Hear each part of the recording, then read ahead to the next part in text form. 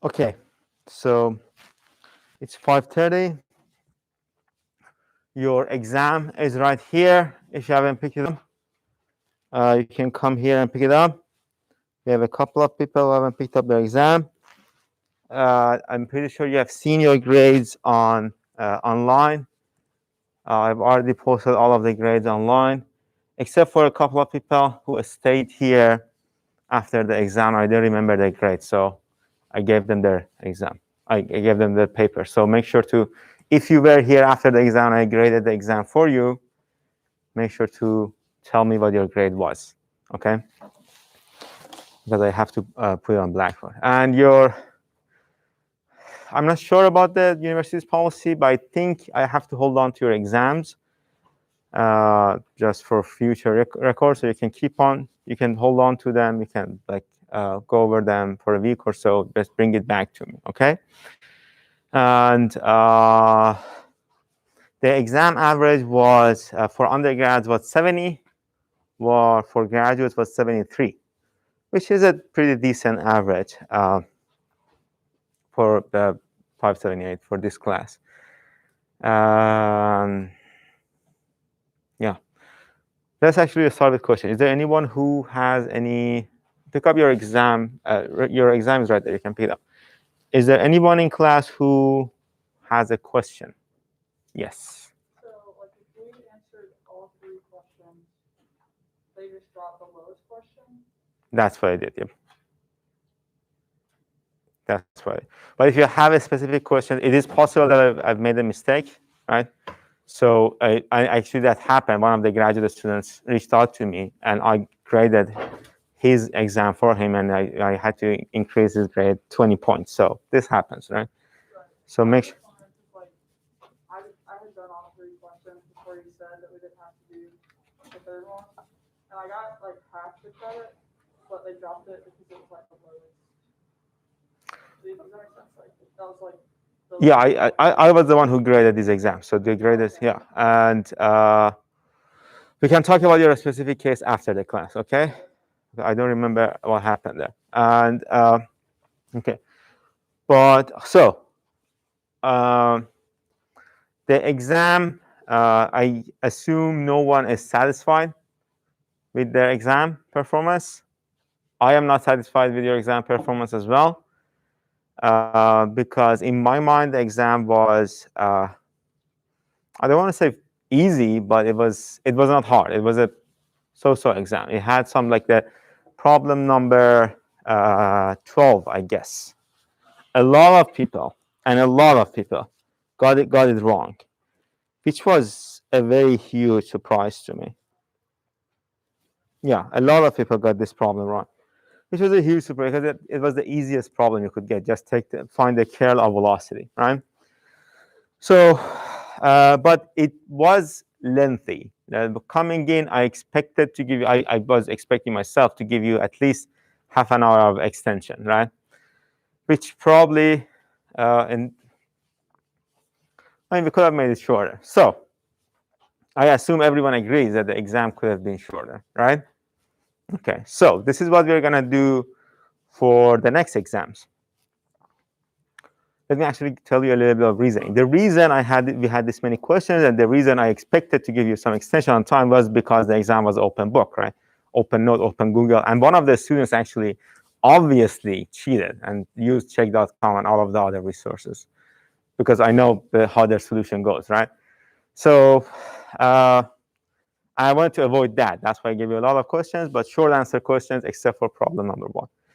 But I don't think it's going to work because it's a lot. The burden is going to be on people who are not going to cheat, and they are going to have a hard time in the exam. So this is what I'm going to do for the next exam, exam 2, and the final exam. We are going to have just a one-sided letter-size equation sheet. That's the only thing you are allowed to bring to the exam, which essentially means that you're going to get less questions, fewer questions, and easier ones, right? Because you don't have that many resources. So if you know the material, you should be able to ace the exam, right? That's the idea. And for the online students, just to level the playing field, you have to be online during the exam time. I mean, all of you are in class, so this is a message for online students. You have to be, again, you have to be online during the exam time, and you have to turn on your camera, because it is not fair to all of you who are in class. I mean, I have to have some sort of a check on them as well, right? So does this make sense? So just to avoid any unfairness, if you will, online students have to be online during the exam time. They have to turn on their camera, so I can make sure, at least as much as I can, as much as possible for me, I can just make sure they're only using a one-letter size, two-sided, whatever, cheat sheet, equation sheet. And that equation sheet, you can like include all of the concepts, and that's what I did every year. That's what I do for all of my classes, actually, except for this one. And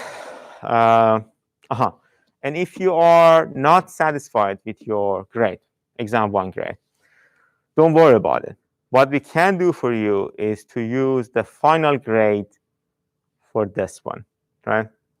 So if you feel like you know the material and you could have done better on this exam, but for whatever reason you didn't, there can be millions of reasons, right?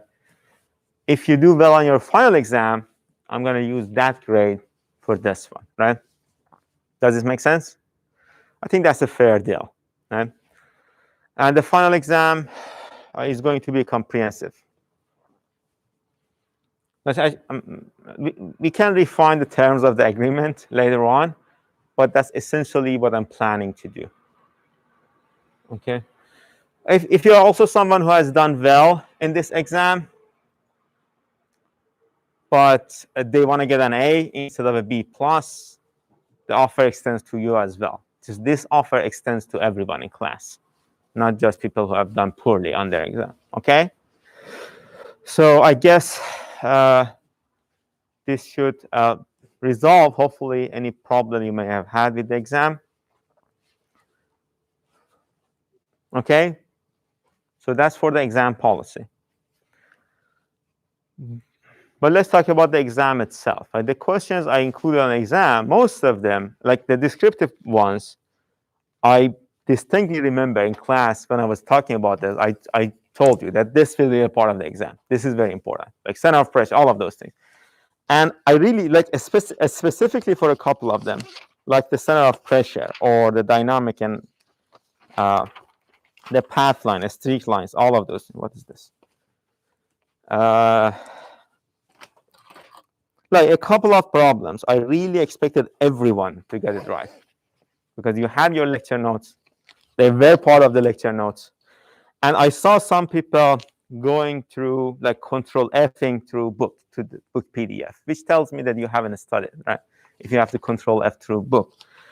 So make sure you study when you come to the exam. If you do so, I'm pretty sure you'll get it right. And if you know what to ask, and if you ask me the right question, you will get a very helpful answer.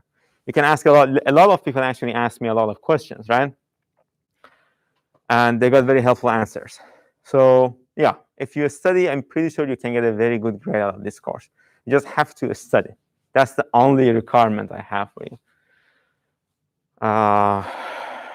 Okay. And yeah, the material, except for the last problem, the graduate problem. Every problem on the, and maybe 13 part A.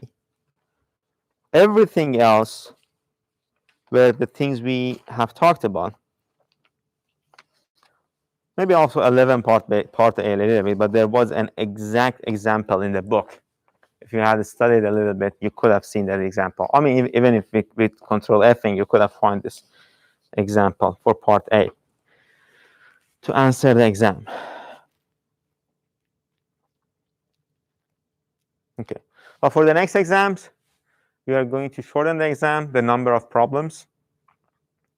Probably like 10 descriptive problems as the same as this one, but 2 problems for undergrad and 3 problems for graduate students. Okay. And a little, like problem 1 here on this test was pretty extensive, right? If I had to, for the next exam, if I were to ask you to calculate circulations, that will be the only part of a question. Okay, you won't get a 3-part question. And let's see if we have any questions from the online students. Yeah, we have one. If you do the exam online, can you provide a scan of the graded copy to us? Okay, so we have one question. I did not grade it by pen, but I commented the exam in the exam portal. So if you submit online, if you click on the exam, you will see my comments in a box. If you have further questions, we can discuss the specifics. You can send me an email. I will send you the specifics of the problems with your exam answer. So is there any questions? No. None. Was there any problem on the exam that you don't understand, you cannot solve? Except for that, I know one problem we had. I will talk about that problem. Other than that, yes. 13A, sure. What else?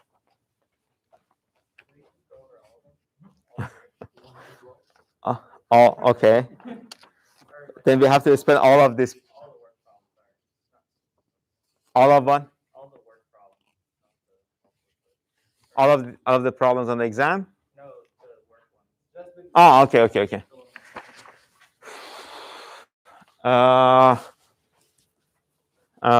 Yeah, we can definitely do that. I guess we keep it. There's no harm in spending the class on solving these. Okay, so let's actually do all of them. Okay, if you want to do just a couple of them, let's do all of them. So, first question: is there any question about the grades or policy or the exams or anything, the homeworks, before jumping into the solution to this problem? So, first question. If not, then yeah, we don't have any questions here as well. Explain how can one investigate whether a flow is an incompressible flow field. The only answer I was looking for here was this. Divergence of velocity has to be 0. That's it. So for an incompressible flow field, the idea was time rate of change of velocity, volume, which is the divergence of velocity, has to be 0, which essentially means that your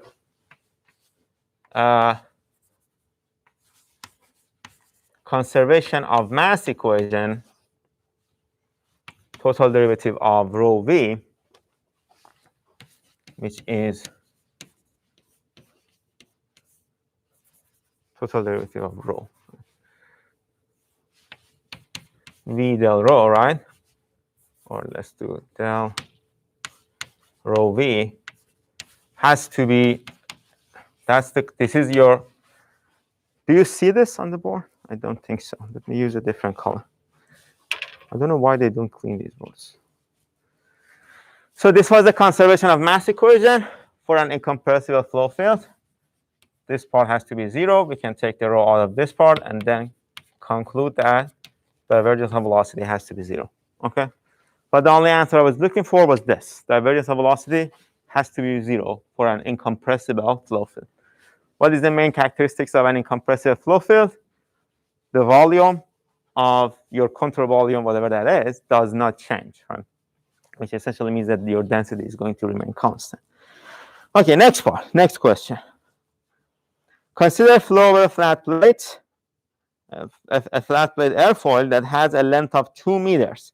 The shear stress resulting from the skin friction on the surface was found to be, this can be a tricky problem. So we are given the tricky shear stress, du dy at the wall is 10 pascals. Okay? And the length or the chord of the airfoil is 2 meters. So the question is, what is the drag force per unit width? Okay? So that's the first thing you need to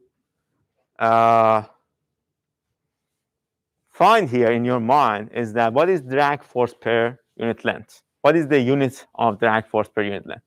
We're talking about the force, so newtons, and it is per unit length, so newtons per meters. That's the unit. We are looking for something that's in newtons per meters. And it's a multiple choice question, so you look at the numbers.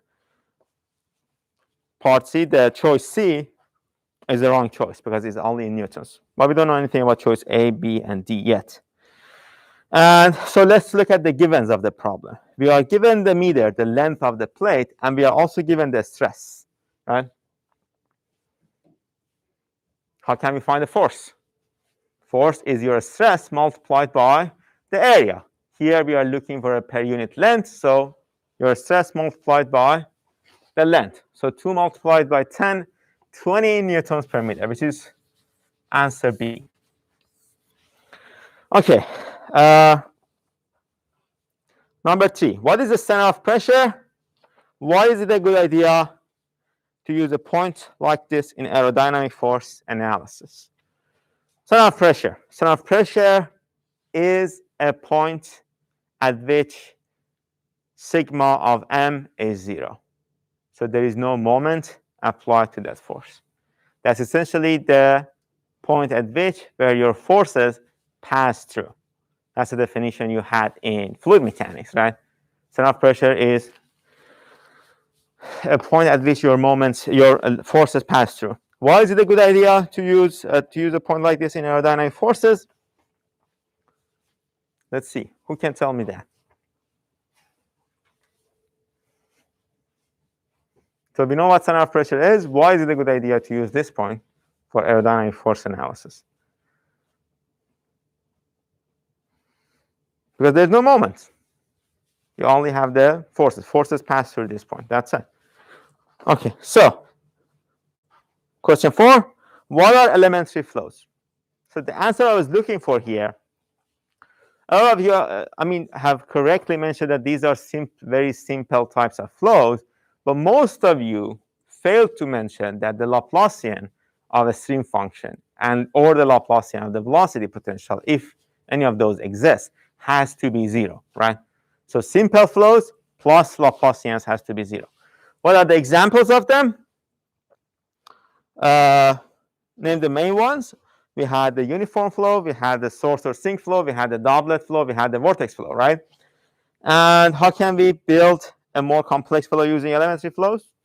Just add the stream functions or velocity potentials, right? That was the idea. Okay.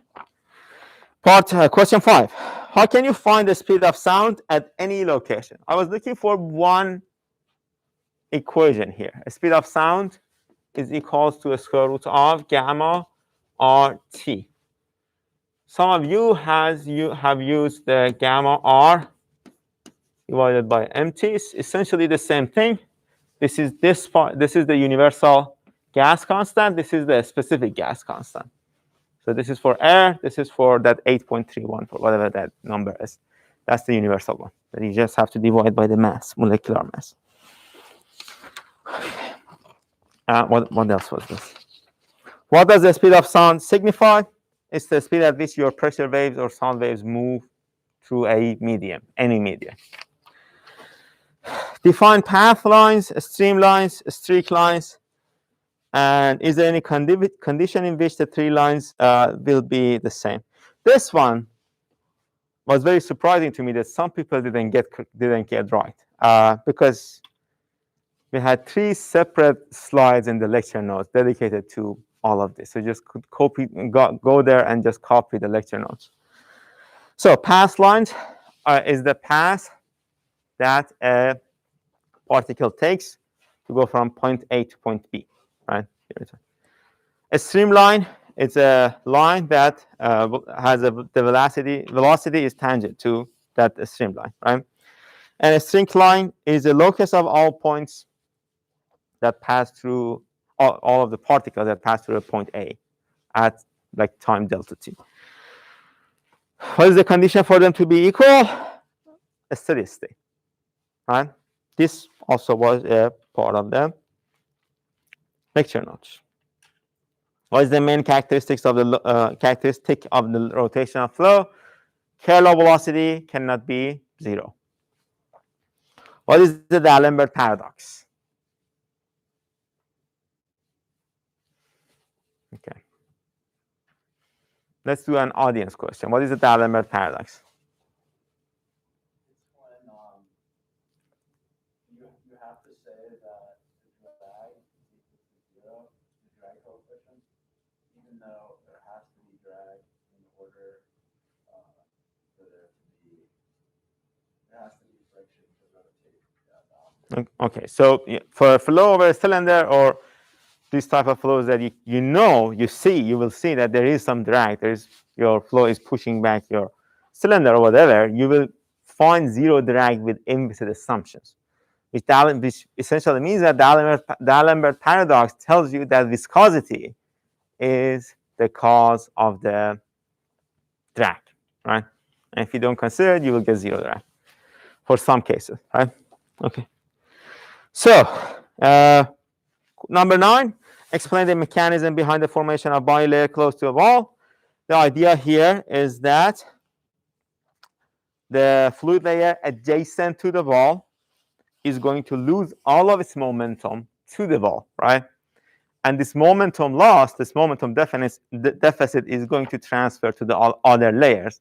That's why you are going to see a velocity gradient because of the momentum difference until your velocity gets to 99% of your free stream velocity, and that will show your body layer thickness. Okay, so mechanism is momentum loss of the fluid layer adjacent to the wall. And some of you actually mentioned no slip condition. No slip condition is the condition at which your velocity at the wall is going to be 0, right? That's just the boundary condition. That doesn't necessarily define the body layer. And what are the important drag force calculation? Friction drag, right? If you don't have body layers, you don't have friction drag. That's one answer, but we also talked about the D'Alembert paradox, viscosity, body layers, all of those things contribute to the drag calculations in general. And we're going to see later on that viscosity is actually how an object, how nature, let's put this way, how nature is going to talk to the body in general, not just for drag, also for lift calculations. Okay. Is there any questions so far? No. Okay.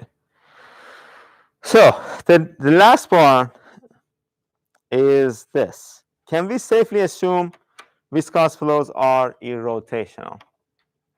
And this was actually in the lecture notes as well.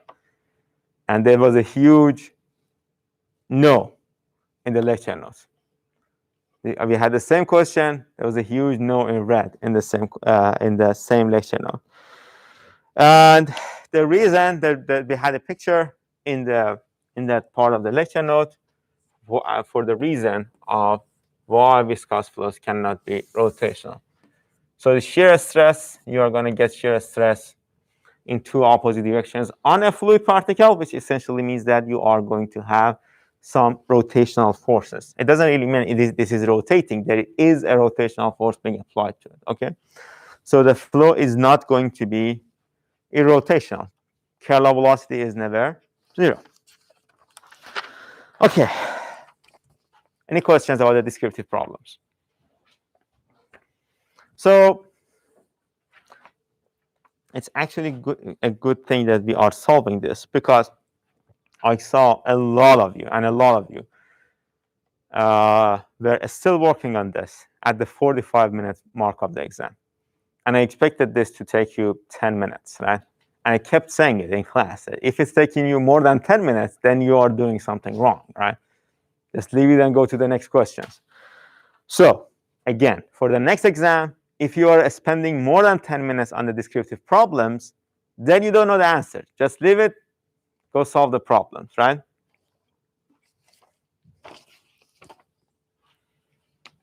And not knowing an answer is also acceptable. Not everyone has to get 100. I mean, most of us don't get 100. So as long as you're understanding the whole concept, and getting a decent grade out of the course, you should be fine, right? Okay. Any questions so far? No? Okay. So, first problem. Given an incompressible steady flow where the velocity is this, v is x squared y minus xy squared in the I direction plus y cubed to the third minus xy squared in the j direction, in the y direction, actually. Does the velocity field satisfy the continuity equation? What should we do here? What is the continuity equation?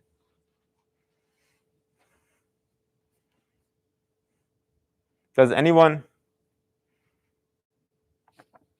I know you do, but someone else. Continuity equation. What was the answer to the first problem? Del P, del P plus del X, like rho U plus del Y, rho D plus del Z, rho W. So you're talking about that del rho dt, right? The partial rho, partial t, not partial p. You're talking about the conservation of mass, right? But we're talking about the continuity equation, which is a simplified version of the conservation of mass. What was the answer to the problem number 1? We just had it, right? Just go back to problem number 1, give me the answer. Exactly. Divergence of velocity is 0. That's your continuity equation. So for an incompressible flow, conservation of mass becomes continuity. Divergence of velocity. Okay. How can we calculate this? That's del operator, the dot product with v. If you don't remember how to calculate this, you can, as long as you know what is this vector, this del vector, you should be able to just plug it in and find the dot product, right? What is this del operator? Partial x I, partial y j, and partial k of course in Cartesian coordinate system, right? This is this vector. I'm going to find the dot product with the velocity vector, which is ui vj plus wk, right? Dot product is going to be equal to this multiplied by this, plus this multiplied by this, plus this multiplied by this. So partial u, partial x, plus partial v, partial y, plus partial w, partial k. This has to be equal to 0. So if you didn't remember the dot product, this is how you do the dot product. Just multiply each component of the, yes.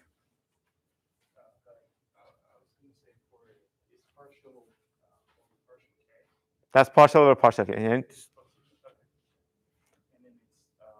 It's this specific question is a 2-dimensional question, so that part is going to be 0.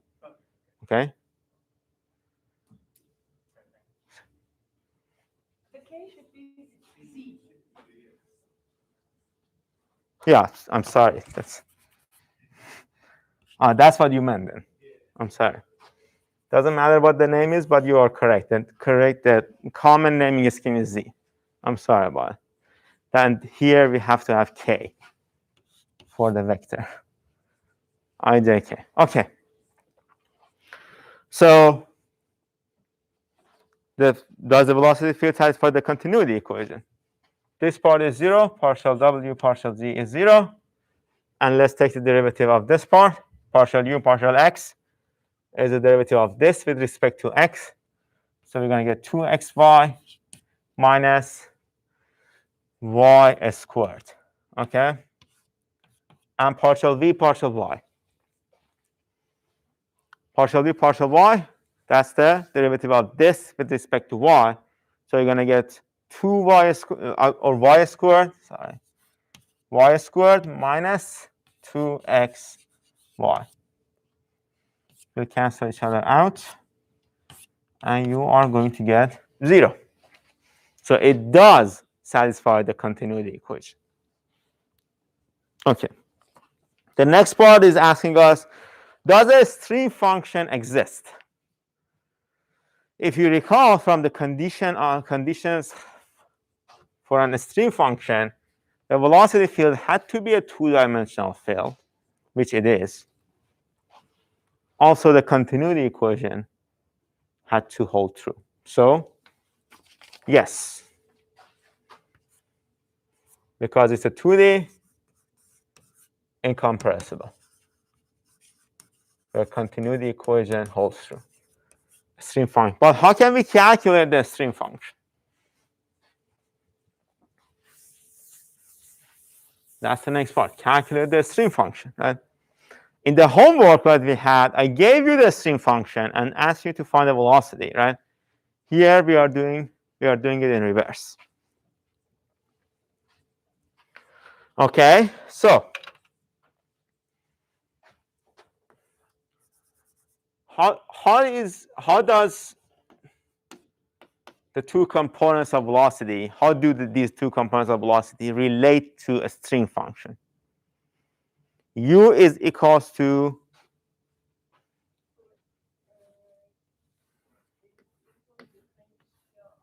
partial psi, partial y, right? Negative partial psi, partial x. That's in Cartesian coordinate system. Right? We are all doing, for now, we are in Cartesian coordinates, which essentially means that your psi, you can have two equations for psi. Psi is going to be equal to integral of u dy or and integral of v dy. And these v's here are small v's, right? So the component of velocity in the y direction. Okay. So these are just linear integrals. Plug u in there. That's the integral of x squared y minus x y squared dy. X squared y minus x y squared dy. This will give you what's the solution to this integral? It will be x squared y squared divided by 2 minus x y to the third divided by 3, right? Plus a constant as far as y is concerned, right? This constant can still be a function of x, though, right? So we are going to make it more general and write f of x. Because velocity is a function of both x and y, which means that stream function can be or is a function of both x and y. So if we take the derivative of this with respect to y, we are going to get to this component of velocity, and this f of x, when you take the derivative of f of x with respect to y, it is 0, right? As far as y is concerned, that part is 0. So let's take the derivative for this other part of the integral of v dy, integral of y third. There's a negative. It's a negative, and it's the negative integral of v dy. So y third, y to the y cubed divided by 3 xy squared dx. So this is going to be, there's a negative sign, so we have to bring in the negative sign. Negative xy3 to the 3 minus x squared y squared divided by 2 plus f y. Okay, so that part, the constant can be a function of y. That's the idea. And now let's compare the two results. This one is a plus sign. These two are identical to each other, which essentially means that this f of x and f of y is just a simple constant. Can be 1, 2, 3, 1,000, 1 million, whatever, right? And you can make a conclusion for your stream function to be x squared, y squared divided by 2 minus xy to the third divided by 3 plus a constant. This constant this time is a number, just a number, okay? So that's part A. You have the solution. Part B is asking us, yes.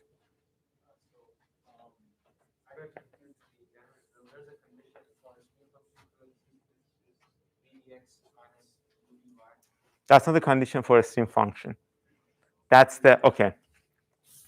We'll talk about it. That's actually, that's a mistake some of you made. And I also, because this has happened before, I also mentioned this in class.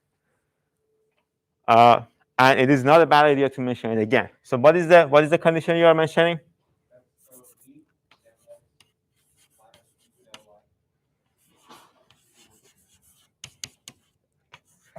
This is the condition on a stream line, okay? Not a stream function. These are two different things. A stream function and a stream line are two different things. We actually use this to find the slope of the line of that stream function. If you rearrange this, what are you going to get? V dx is equal to u dy, right? And dy dx is going to be equal to v divided by u. So if you take this, you will find the slope of the stream line, right? A stream function is concerned with the mass that is passing through between two stream lines. If you're talking about multiple streamlines, you have to, because this is defined for one streamline. One streamline, yep. So if I tell you to find the equation of a streamline, this is the first step for you. You find the slope of that line, and then you just do a curve fit. Okay? I mean, you have the slope. You can, as long as you have 2 points, you should be able to find it. But yeah, so this is the streamline equation. That one is a stream function. Make sure not to make this mistake. So next part B, does a potential function exist? If a potential function exists, what is it? How can we determine whether a potential function exists or not? Your flow has to be irrotational. So curl of velocity has to be 0, right? That's the condition for velocity potential. For a stream function, condition was 2-dimensional and continuity. For velocity potential, in addition to those, you have curl of velocity. So you calculate the curl of velocity. If that's 0, then you have to find the velocity potential through the first type of, same type of analysis, okay? Let's do this first. How can we find the curl of velocity? We have to take the determinant of this matrix.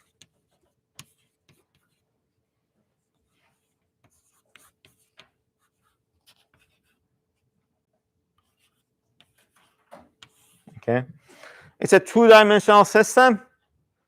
So we already know that the I and j parts will go to 0, and we are only going to get the k part. So partial v partial x, your curl of velocity, partial v partial x, is going to be equal to partial v partial x minus partial u partial y, right? Is this 0? Partial v partial x is going to be, this part is 0, derivative. This part is negative y squared, right? Partial u partial y, This part is 2x. This part is only x squared, and then this part is 2xy. So Kähler velocity is not going to be 0. Does it make sense? So potential velocity potential does not exist for this flow. That's it. That's your answer for part B. And part C, we are told for the region shown below, find the circulation using the two different methods.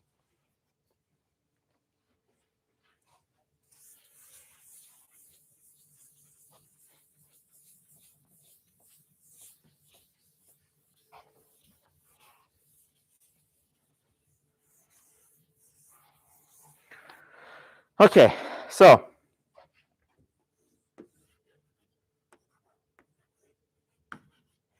we have this triangle shape that goes to 1 and 1, and then we have y equals to x on one side. Let me ask you one question. What coordinate systems suits this problem best? Which coordinate system? Cartesian. Why Cartesian? I mean, we can have x and y coordinates, but have a circle, right? Yes. Because of the straight lines, exactly. So whenever you see straight lines, you need to deal with Cartesian. You can definitely convert everything to cylindrical, but you will make your life miserable, right? So and a lot of people actually have done that for some reason. Okay, so we want to take this line integral, VDS. The idea was we have to divide, we have to find different sections. How many sections do we have here? 1, 2, 3. So what is the velocity of part 1, V1? On the line 1, your x goes from 0 to 1, but your y is 0, right? We can see that on line 1, that's the condition. So let's plug y equals to 0. X is the thing that's changing, y is 0. 0, 0, 0, 0. What does it mean for velocity? Your velocity is 0. So it doesn't really matter what your ds is, but your ds is also dxi, right? dy is, there is no change in y, so di is 0. But the integral over the surface 1 is 0 because your velocity is 0. Okay? V2. What is happening on V2? Your x is always 1. Your y is changing from 0 to 1. So let's plug x equals to 1. You're going to get y minus y squared and y cubed minus y squared. So y minus y squared I plus y cubed minus y squared j. What about the ds? X does not change, so that part is 0. Your ds is going to be dyj. So the integral here on surface 2 is going to be equal to, since we only have the j part present in ds, we only have to take the integral of the j part. Y cubed divided by 3 minus y squared dy. That's the integral of part 2. The tricky part of this problem is the line 3, right? So what is happening on line 3? We are told the condition on line 3 is that y is equals to x. Okay, so let's plug that in. Y equals to x is going to result in 0i, so u is going to be 0. And what about here? You're going to get y cubed divided by 3 minus y cubed. So you're going to get negative 2y cubed divided by 3, right? Does that make sense? 0i plus negative 2y cubed divided by 3j. Okay. What about ds? ds, x is equal to y. So we can have di I plus dyj. The thing is, since we only have the j part of velocity, we don't need to use this part at all. And your integral is going to become negative 2y cubed divided by 3 dy. So you have the two line integral. What is the integral of 2y cubed divided by 3? We can take out 2 divided by 3, and we have 5 in the power of 4 divided by 4. That's it, exactly. So essentially, then 4 will cancel with, you can actually, let's not do that. So eventually, you're going to get 2 by 3 divided, and the two negative signs will cancel out. y4 divided by 4. And here, your y is changing from 1 to 0, which essentially means that your final solution is going to be negative 2 divided by 12.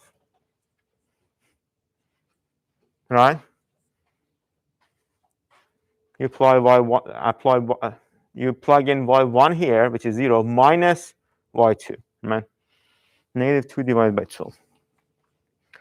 If you take the integral here, you are going to get y to the 4th divided by 12 minus y to the 3rd divided by 3, right? Which is going to essentially be 4y to the 3rd divided by 12, right? And those, you can subtract them from each other. You're going to end up with 3 divided by 12. Okay, negative 3 divided by 12. So negative 3 divided by 12. And there's also another negative sign here. Should go in and make the final integral positive. And eventually, your circulation is going to be the sum of all of these integrals. The first integral is 0. Second integral is 3 divided by 12. Third integral is negative 2 divided by 12. So your circulation is going to be equal to 1 divided by 12. Okay? Does it make sense? Yes. What happened to the minus x y squared in that integral? In which one? In the integral to sub 3. Okay, so the idea was x is equals to y, right? So when you, instead of x, if I plug in y, I'm going to get y cubed here minus y cubed. So they will cancel out. Okay? So, and the next part is asking us to find the same value, essentially using the Stokes theorem.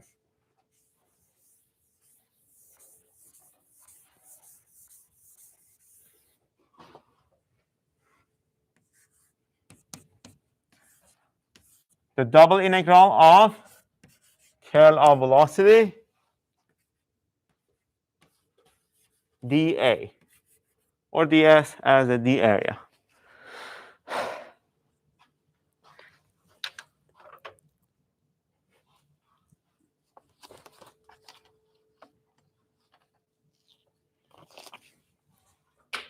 Okay. So curl of velocity, you actually, I assumed in the exam, you already have calculated the curl of velocity, which was partial v partial x minus partial u partial y, right? Partial v partial x partial u partial y.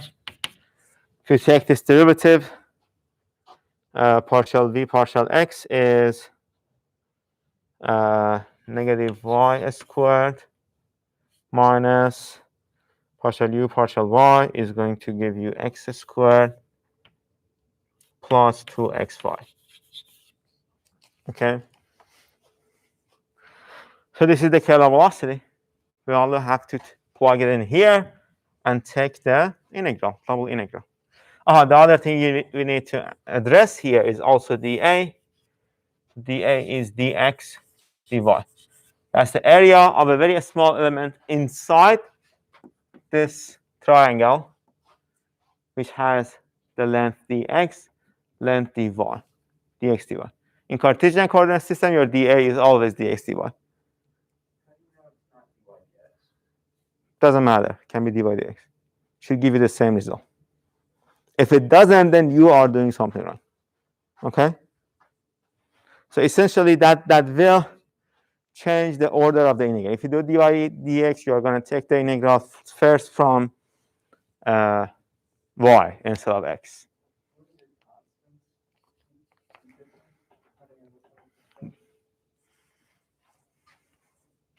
If you are doing an indeterminate integral, it doesn't really matter.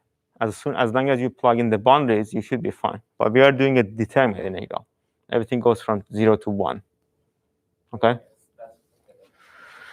Yeah. So you plug in the values, you take the derivative. That's negative y squared, x squared plus 2xy dx dy from 0 to 1, 0 to 1.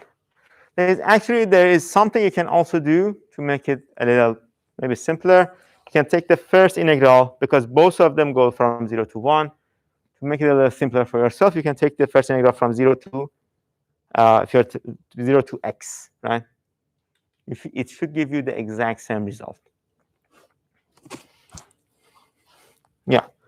Okay, so take the integral with respect to x. I'm going to write it down here. Negative y squared x minus x cubed divided by 3 plus x squared y from 0 to 1. And plug 0 to 1 here. You're going to get the value, negative y squared y to the third. And there's also a negative sign behind the integral. Just make sure you are. So this is, let me actually write the correct form. Integral from 0 to 1 dy. There's also a negative sign outside of it. So this integral is going to be equal to y squared plus y dy. Plug this in. Is going to be y cubed divided by 3, 1/3 y plus y squared divided by 2. If you plug the numbers in, it should give you 1 divided by 12 as well. Okay. And I mean, as there are a couple of people who didn't get the exact same result, which as long as they mentioned that I know I understand I have to get the same results from these two integrals, I only deducted 1 point out of the 20 or 25 for undergrads. Okay, so that's problem number 1. Let's do, or 11. Let's do problem number 12. Problem number 12, the velocity field for the fully developed viscous flow in a duct. That's the Hagen-Poiseuille flow, very famous type of flow, and is as follows. So it's only a one-dimensional flow. Okay? Only a one-dimensional flow. U is equals to 1/2 divided by 2 mu dp dx y squared minus h squared divided by 4. And v and w are 0.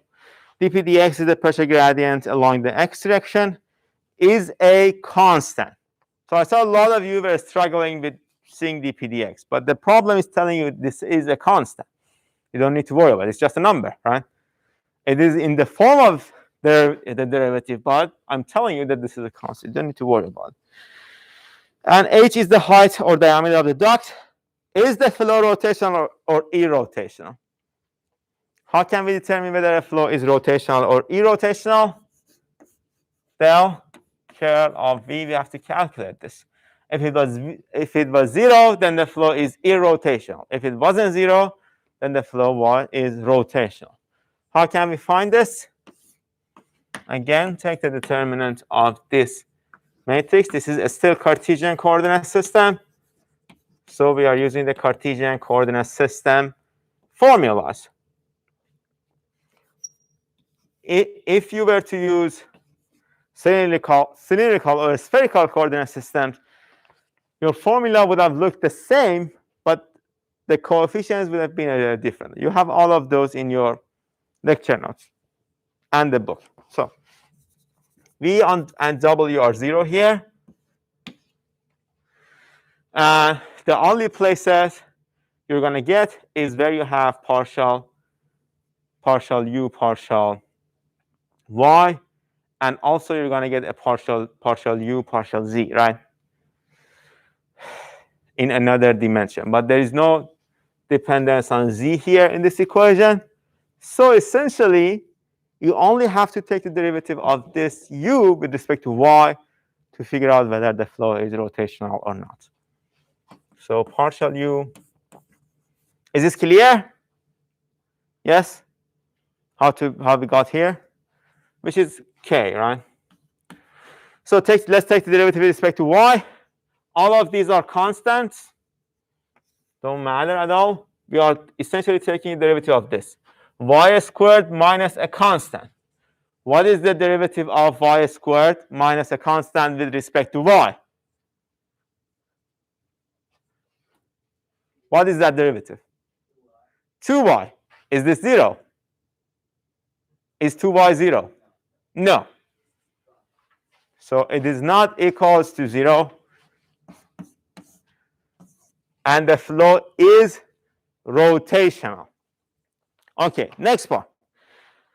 We just said why it is rotational. Next part is asking us for a Dirac flow, does the Bernoulli's equation hold true? When we were talking about Bernoulli's equation, and actually you have seen this in your fluid mechanics, hopefully you have seen this in your fluid mechanics as well, Bernoulli's equation only holds true for incompressible, inviscid, and steady state problems along a streamline. Okay? So it is possible for Bernoulli's to hold true for a rotational flow, okay, but only along a streamline, not all over. Okay?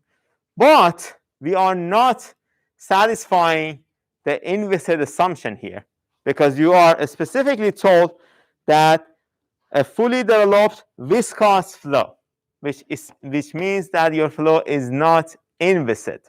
Okay? So no, Bernoulli does not hold true because rotational. So it only may hold true along a streamline, rotational flow, and is viscous flow, so it doesn't hold true. Okay.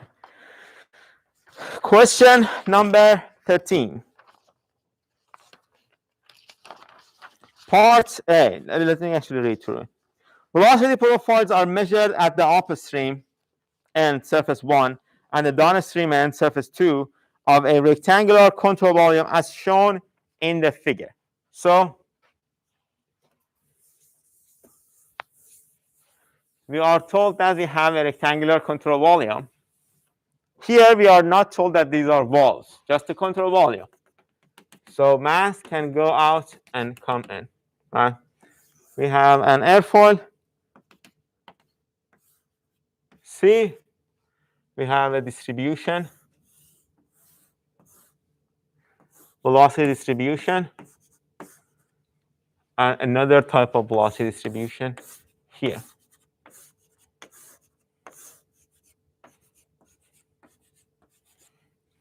Okay. So, part A, if the flow is incompressible, two-dimensional, and steady, what is the total volumetric flow rate across the horizontal surfaces? Okay?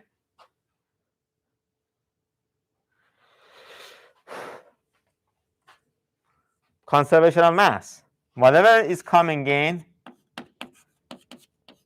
has to go out.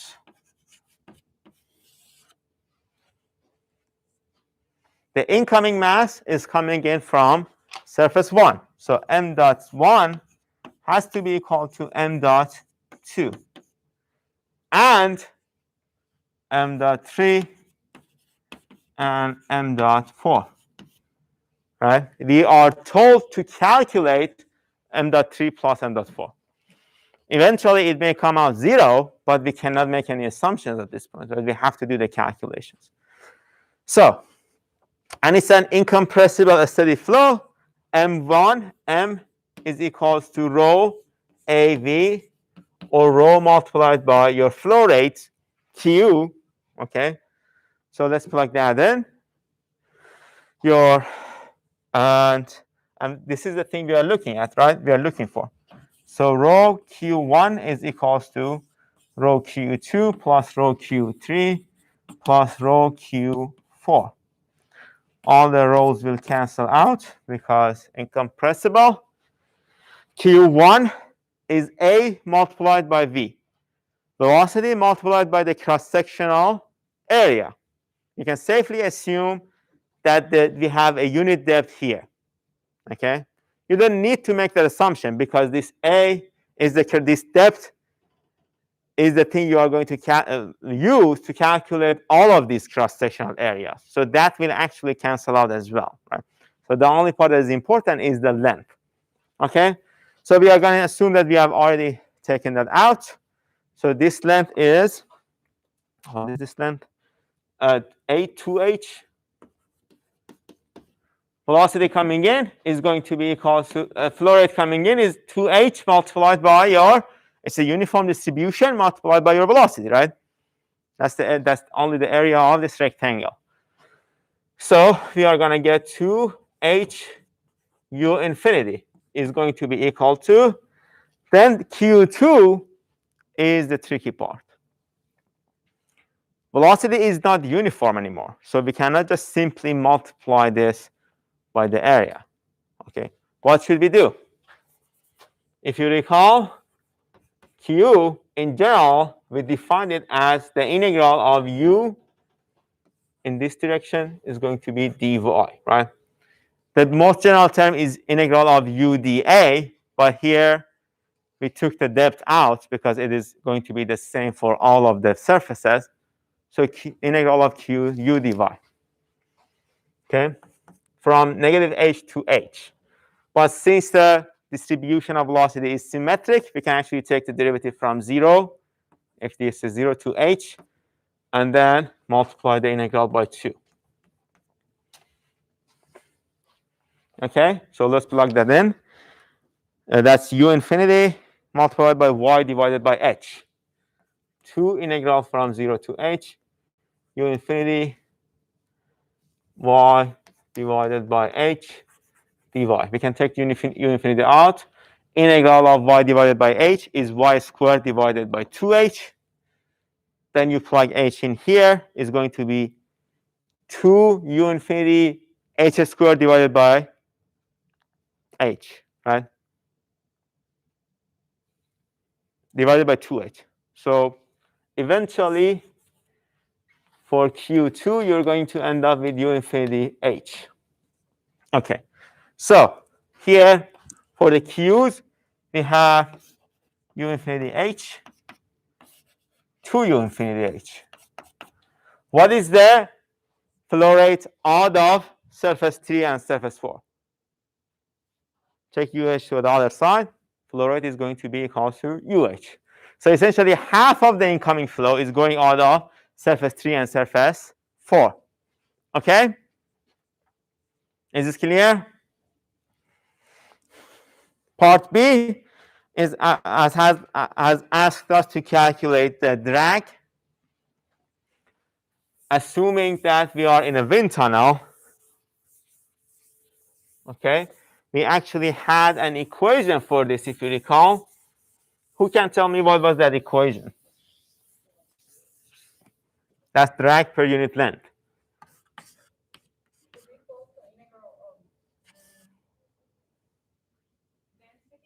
Mm-hmm.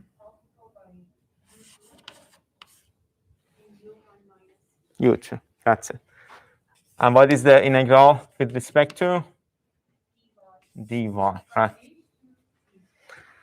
That's from h to b is for that specific problem. So here, we are taking this integral from negative h to h, right? Over the y. Again, it is symmetric, so we can actually take the integral from 0 to h and multiply it by 2, rho 2 u2, u1 minus u2 dy. Plug the values in, your u2, we can take the rho out, 2 rho, we are told it is incompressible, integral of u infinity y divided by h minus u infinity multiplied by u infinity minus u infinity y divided by h. We can take the u infinities out as well, dy.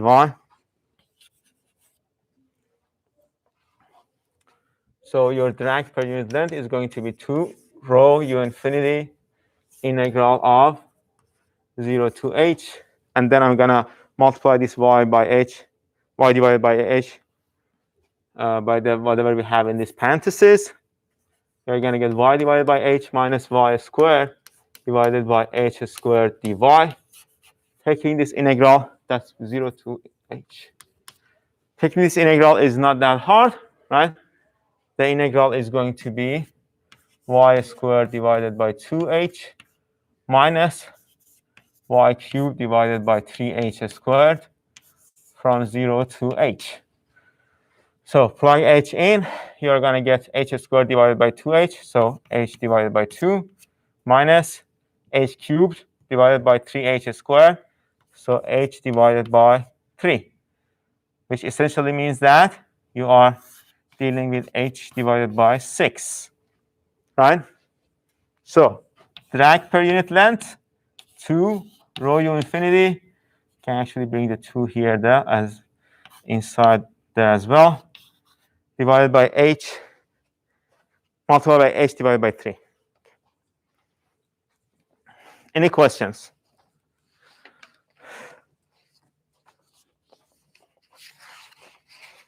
If there's no question, let's solve the last one. See, you had enough time. Let's solve the last one. Last one is actually a bit tricky, so I didn't really expect the graduate student to have an easy time with this. But except for we have 14 graduate students in class, including the online and in-class students. Only 3 students solved this. 5 or 6 students solved this, maybe even a little more. 7 students, 7 or 8 students. Let's go with 7 or 8. But only 2 of them got it correct. Okay. So you are to design, I don't know how to pronounce this word, but it's essentially, it's a type of hut to serve as a temporary housing near the seashore. This hut may be considered to be a closed no-leak semi-cylinder. So we have a semi-cylinder, okay, whose radius is 5 meters. 5 meters. Mounted on tie blocks as shown in the figure. We want to neglect the viscous effect and assume the flow field over the top of the hut is identical to the flow over the cylinder. What does this tell you? This tells you that your V on the cylinder is only V theta, because we have already calculated this in class, right? Flow over the cylinder, we only have V theta, and that would be equal to 2u infinity sine of theta, where theta starts from here, right? This is something we have calculated in class. Okay. So we have seen in class. So you had it in the lecture now. When calculating the flow over the surface of the air under the hut is at rest, and the pressure is equal to a stagnation pressure P of T. So we are given the stagnation pressure here. P of T. Okay, what is the lift coefficient and the net lift force acting on this hut? We are also given the wind speed U infinity as 50 meters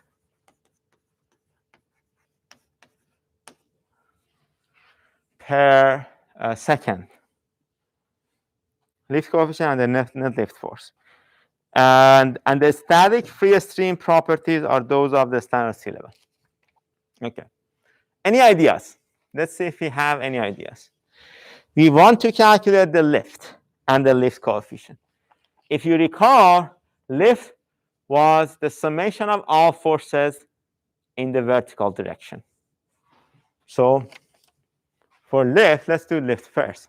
Sigma, let's say this is y, and this is x. Sigma f of y is equals to 0. We don't have any viscous forces. We don't have any gravitational forces. So essentially, we only have the pressure forces, right? Okay. So what are all of the forces in this y direction? We have the pressure that is being applied on top here. And we also have pressure on the bottom.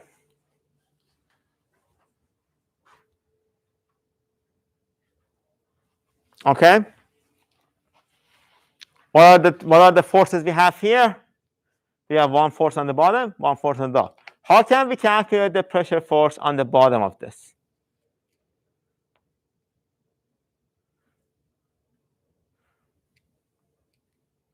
You are given the stagnation pressure, right? The first thing you need to do is to find the static pressure, right? Because that's the pressure we use in the force calculation.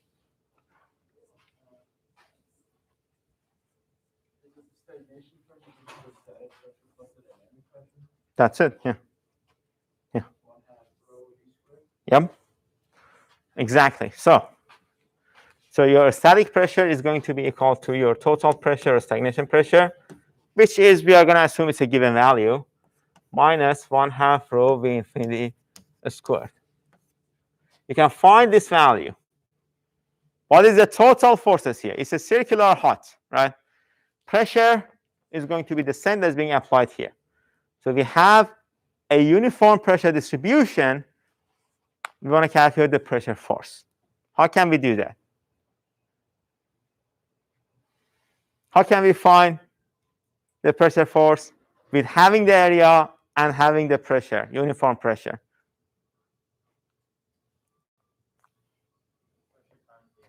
Pressure times the area, that's it. So you multiply this by pi r squared, whatever that is, you are going to get your pressure force in this direction. Okay, that's. But we want to find the pressure on top here. Let's say this is P infinity. Okay. To find the pressure at each point, we have to write the Bernoulli's equation here, between here and any point in the film. So P infinity plus 1/2 rho U infinity squared equals to, that's an arbitrary 0.1. Is equals to P1 plus 1/2 rho V1 squared. What is this V1 squared?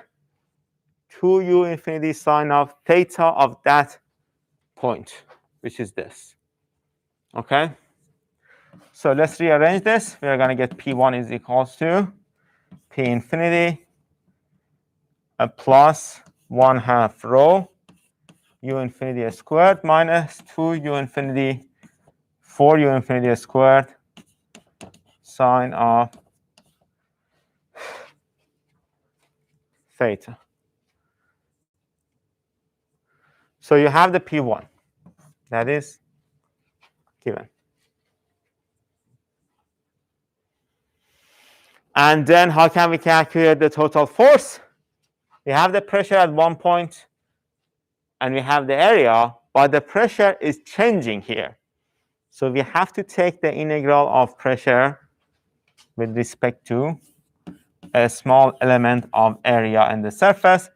And this force has two components. It's going to have two components. We are going to need the component in this direction, which is going to be, you have to multiply it by the sine of this theta.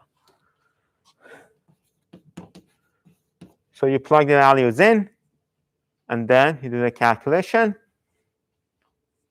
The force on the bottom minus the force on the top is going to give you your lift. That's it.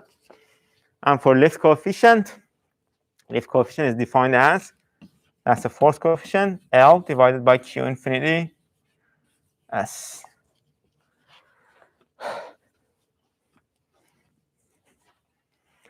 You could actually start from pressure coefficient as well, because we did calculate the pressure coefficient in the class. And yeah, so Max is actually pointing to another correct method, but taking this integral would have been a little more cumbersome using that formulation. I mean, not really, but you just had to make sure that you are taking into account the P infinity as well. Okay. Is there any questions? Yes.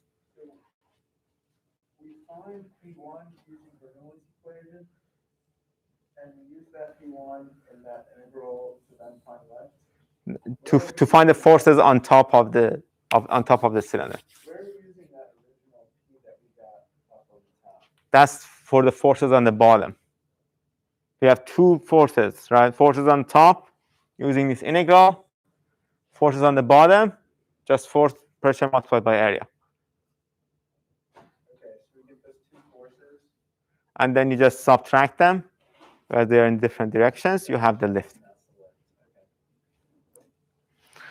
Any other questions? See, we solved it in 1 hour. So I guess you had enough time. But OK, so again, if you are not satisfied with your grade for whatever reason, what I can do is to use your final grade for this exam.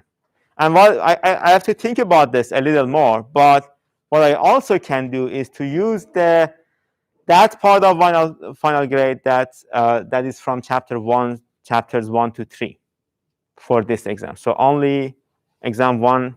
Does this make sense? So the questions on final grade which are from chapter 1 to chapter 3 will account for your exam grade here. I think that will be a little more fair. But yeah, I think that's a better idea. But so the point is, you can get 100 out of exam 1. You can still get 100 out of exam 1. Okay. But on the next exams, you will be only allowed to bring in a letter-sized, two-sided cheat sheet. Right? No Google, no computers, no books, no nothing. Right? And online students have to be online during the exam. They have to turn on their cameras, unless there are dire circumstances. And we will work on those on an individual basis. If you don't have any questions, that's it for the class. I wanted to start chapter 4, but I guess it wasn't a bad idea to go over the exam. We will start chapter 4 on Wednesday. And good luck. You said that we have to return the exam? Yes, if you don't need it. Yeah. I just scanned it. So do you want to? Okay. You want them right now? Yeah, why not? I have a couple questions. Sure. First off, I think you did the math wrong Okay. online. I was missing